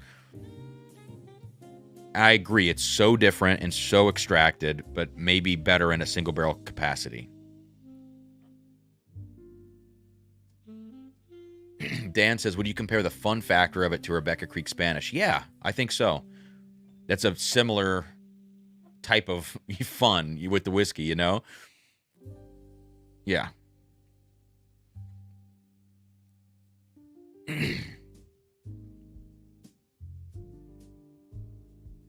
Joe, if I was doing this on an 85 for me, if I'm thinking of like that, because I don't like to rate things. So to me, it's like the wine scale. I watch wine rating videos and they talk about 70 being kind of like a benchmark instead of 0 being the benchmark, or 50. So to me, on like that scale where you're basically operating between 70 to 100, I would call that an 85. If I'm rating like 0 to 100 truly, this is a lower score than that. I don't know where that would fall. 74, you know, like something. But all those 100-point scales and gradings and stuff, that's why I don't like to do it, because I don't know how to quantify some of this stuff. It's a very quick and dirty way. I prefer letter grades, and if I had to letter grade this, it would be in the C range for me. So in the 70s. And I guess letter grading is kind of like the 100-point scale, Robert Parker scale, right, which has that 70 benchmark. Well, a D is what? Down to 6. An F is 59 or lower. So it's a little different. I don't know. That's why I don't do it. Jason, I got it for 100. Okay, so maybe some people have marked it down then, because I see 75 at a store here in Minneapolis. Just Googling it. But I also see up to 100.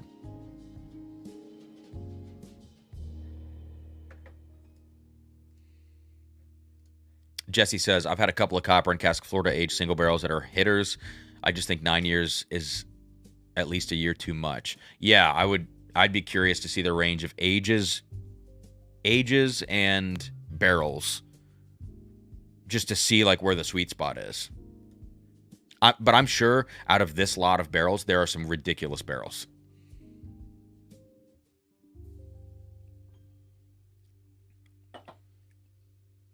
And then let's do it just a little bit. Ooh, it's savory now. It's got a little teriyaki note. There we go. A little bit of water.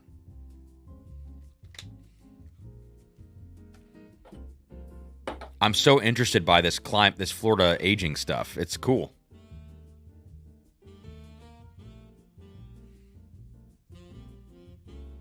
Oh yeah, so a little more powdered sugar donut coming out now with some water. So maybe it just needs to be broken up a little bit.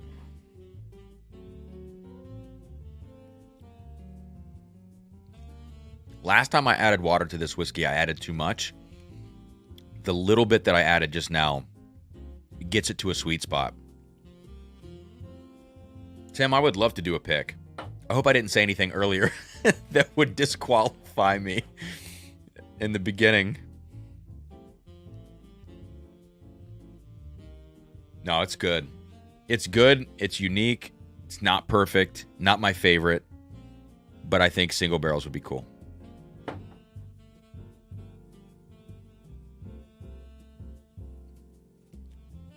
Jesse. What's up, Josh? Cam, try adding a touch of regular mid-age MGP bourbon to the copper and cask. What would you consider mid-age?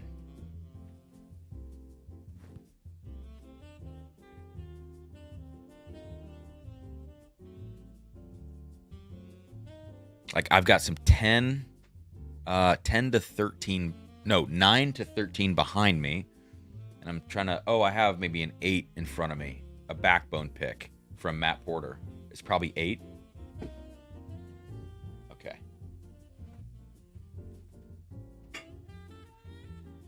But admittedly, Matt Porter picks very, very dark backbones. So this is over 9 years old. I didn't realize that.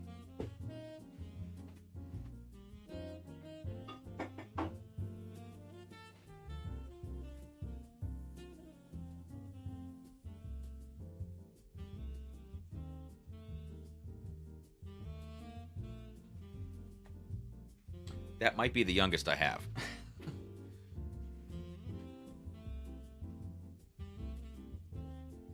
Yeah, that's probably the youngest I have in the room. The other stuff's probably in the basement.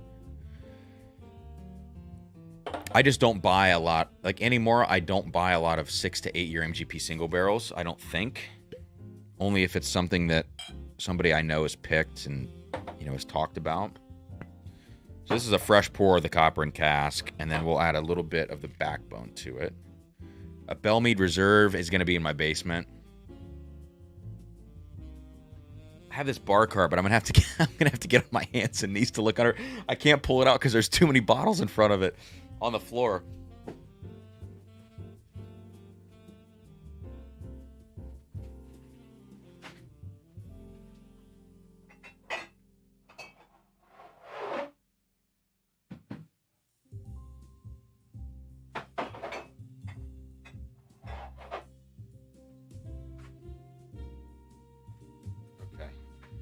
Here's a little better one. This is another Matt Porter pick, but it's 9 months younger. So this is like 8.5.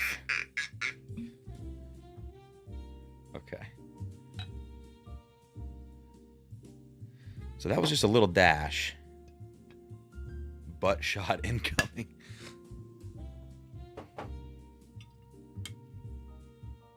Okay.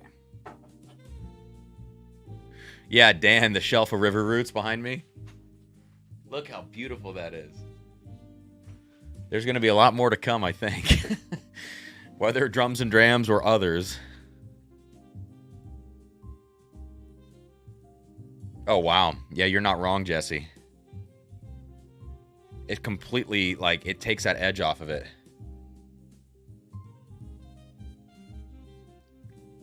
Oh my God, dude. You're so right. You just need to blend it a little bit. Jesus Lord. I'm not exaggerating. That is a completely different whiskey now. That's crazy. All right, so do that. If you guys bought the 9-year copper and cask, which is cool, fun whiskey. Add a splash of an 8-year MGP single barrel to it. You don't need much. Okay. I'm actually shocked at the difference that made. So I think we're just about there, guys. Thank you for hanging tonight. I did not expect to do this stream. So tomorrow is a day to do laundry, to see what the dishes are like in the kitchen, catch up on the dishes if I need to. Housework type stuff. I'm going to try to edit a video and get a video out tomorrow, and I'll do my best to catch up and like get one video ahead if I can, but I don't know. It just depends on how much time I have tomorrow, because I want to actually hang out with Sarah tomorrow night and finish House of the Dragon. Catch up on Dave Portnoy pizza reviews from the week. Just random stuff. And then early Saturday morning, we're going to drive out Saturday morning to Hard Truth, which is maybe not a good idea. We're going to have to leave early. So I have to pack tomorrow night as well, repack. I'm just leaving a bag packed. I'm leaving clothes hung up on hangers in my car, just rotating stuff through as we do these trips. So we get a full day off tomorrow. And then when I come back Sunday, I get a half day Sunday night to, if I need to do any laundry or anything, half day Sunday night, half day Monday morning, but I have to leave Monday early afternoon, get to Green River, sleep, wake up Tuesday, do Green River. I think I'm sleeping there again. I think I have 2 days in Owensboro. Then Wednesday, I'm meeting somebody in Cincinnati, driving home. Thursday is off here. I have an interview for my alma mater, doing a little masterclass type interview situation with them. And then Friday, go to River Roots. And then we're off for 2 weeks before Backbone.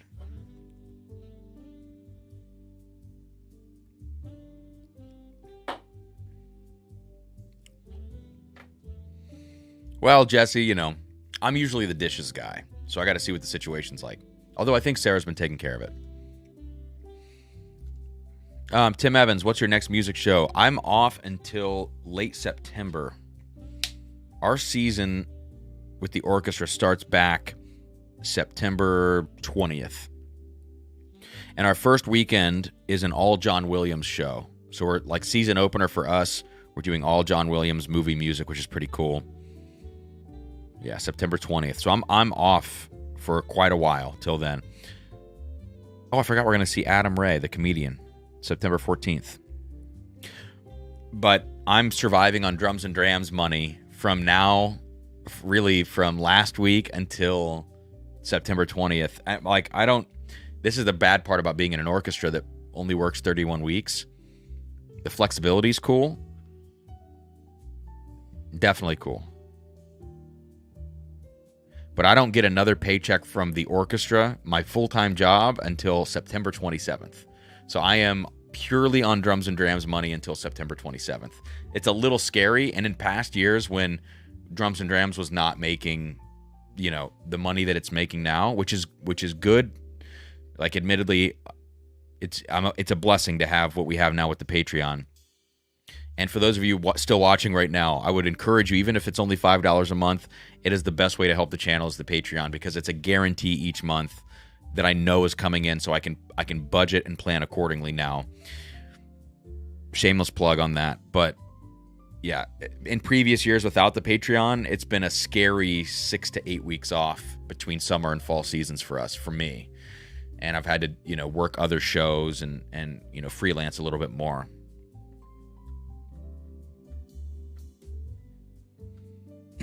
All right, cheers, guys. That's going to do it. Sladvan says sign up for the year-long option. You do get 2 months free if you sign up for the year. It's the biggest discount that I can give. I'm only allowed to give 2 months for free. Mike says ending the night with Funky. Finally found the cheese. Hell yeah, awesome. All right, let me have a little sip of my. Well, there's not much of this left. It's cheesecake in a glass. It really is. All right, cheers. Thank you guys that super chatted tonight. I really appreciate it. On the stream, on Venmo. Thank you so much. The road trip continues. I should be live next Thursday with a full live stream. Well, yeah. Next Thursday, I think, can be a full live stream because I don't have to leave the house until 10 a.m. the next morning to get to River Roots. And I'll be kicking by 10 a.m. We'll be good. All right. Cheers, y'all. Thank you. And Jesse, this blend, we're ending with Jesse's blend. Add some 8-year MGP to the 9-year copper and cask. It's a winner. Cheers.